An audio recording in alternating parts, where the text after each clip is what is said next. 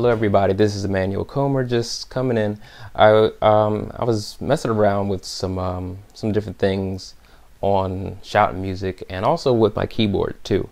And one of the things that's important for me with shout music is that finding a good bass. And I like basses.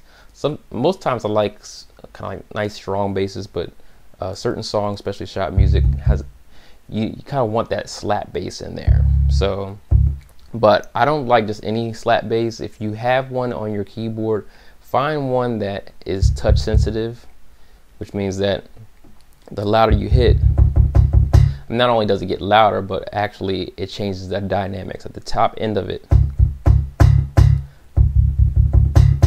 It actually slaps a little bit.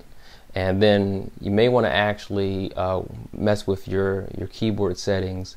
A lot of keyboards allow you to choose your velocity sensitivity, whether it's heavy, medium, or light. I like to do a heavy, which basically means that you can really pound away on your keyboard, and you have to get the top end. Especially when you're doing this and you're doing it fast. You know, if you're using a light setting or a medium setting, you'll probably end up with this all the time, even if you can get that tone out of it. So that's the first thing that I usually do. No, and beyond that, just practice, with your keyboard, make sure you can get that sound reliably. And I try to always have the bottom more or less with that, smooth tone, and the top and the slapping stuff with my pointer finger, usually the pointer finger, my thumb. Just practice that. Actually, you can do an 8th note.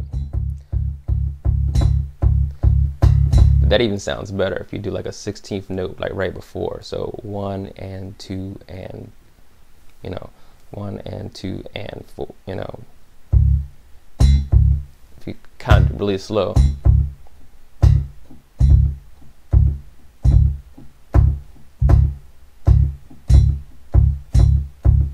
It's almost like a grace note.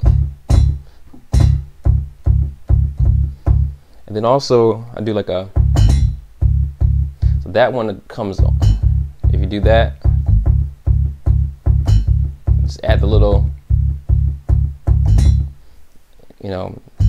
both notes in there, right on that end of that and count, 1 and 2.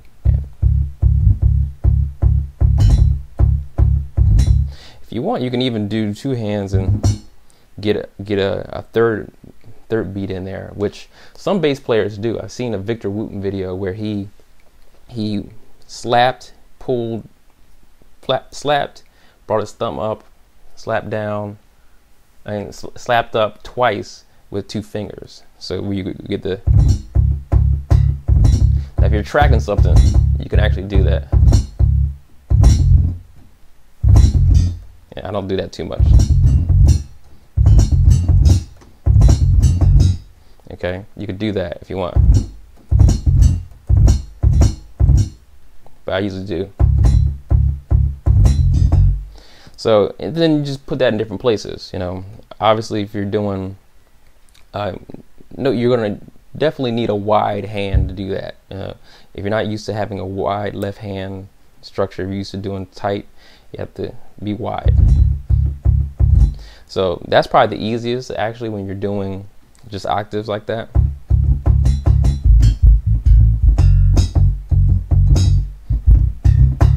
I did that in the intro. One that's a little more complicated is actually during a pattern. So that you can kind of throw it in various places. So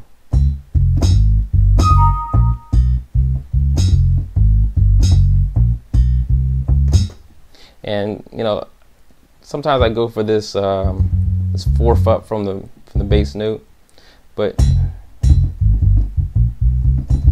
you can double up on the top note.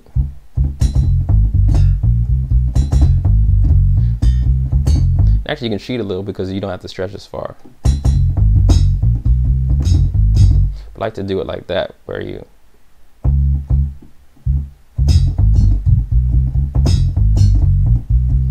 Okay, just different things you can do. And then of course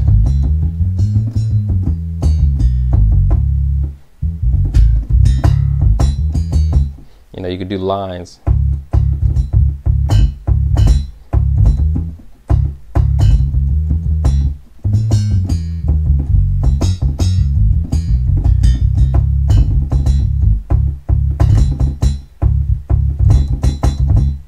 So just different things you can do.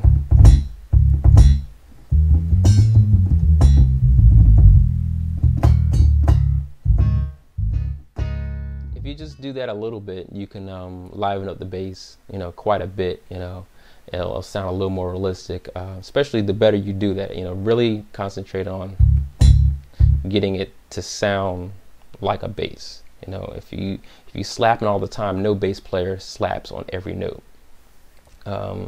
You have to vary it. You have to make it sound like it's really like that real percussive on the top end. So hopefully enjoy that. Practice it. Slow it down. Speed it back up. And keep practicing.